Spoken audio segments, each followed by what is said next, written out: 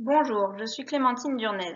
Mes travaux de thèse se sont articulés autour de l'analyse des fluctuations discrètes du courant d'obscurité dans les imageurs à semi-conducteurs à base de silicium et NSB. Ces travaux se sont déroulés à l'ISAE-SUP Aéro en cofinancement avec le CNES et Sofradir. Un capteur d'image correspond à une matrice d'éléments photosensibles appelée pixels.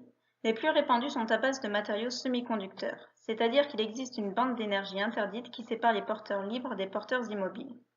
Lorsque l'imageur est exposé à l'illumination, des photons incidents d'énergie h nu parviennent au pixel, ce qui permet à des électrons de franchir la bande interdite. Ils sont ensuite collectés en tant que signal, et l'image finale est donc la réponse de tous les pixels.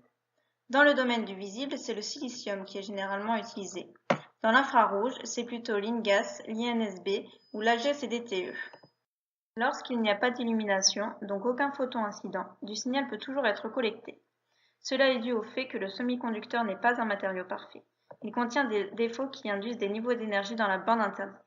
Ces niveaux permettent aux électrons de passer de la bande de valence à celle de conduction en l'absence d'illumination, et ainsi de collecter du signal.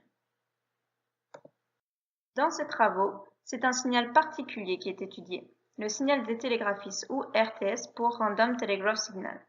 Lorsque l'on acquiert une suite d'images, certains pixels peuvent exhiber des fluctuations discrètes oscillant entre plusieurs valeurs avec des temps aléatoires. Cela ressemble à des pixels clignotants.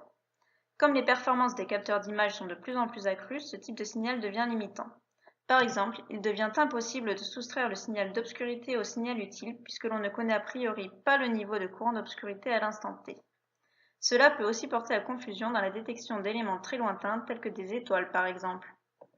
Afin de répondre à cette problématique et d'améliorer les performances des capteurs d'images, trois axes d'étude ont été privilégiés: l'analyse statistique, l'origine physique du phénomène et enfin l'observation de tels signaux dans plusieurs matériaux.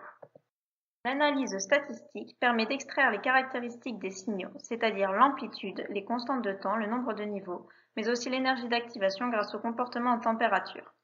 L'analyse des pixels sur toute une matrice permet de tracer des histogrammes et obtenir des tendances générales afin de prédire l'impact et traiter les images a posteriori. L'étude de l'origine physique a permis de déterminer le mécanisme pouvant être en jeu et qui cause ce phénomène. Il s'agirait de défauts particuliers oscillant entre plusieurs puits de potentiel et induisant un courant donné.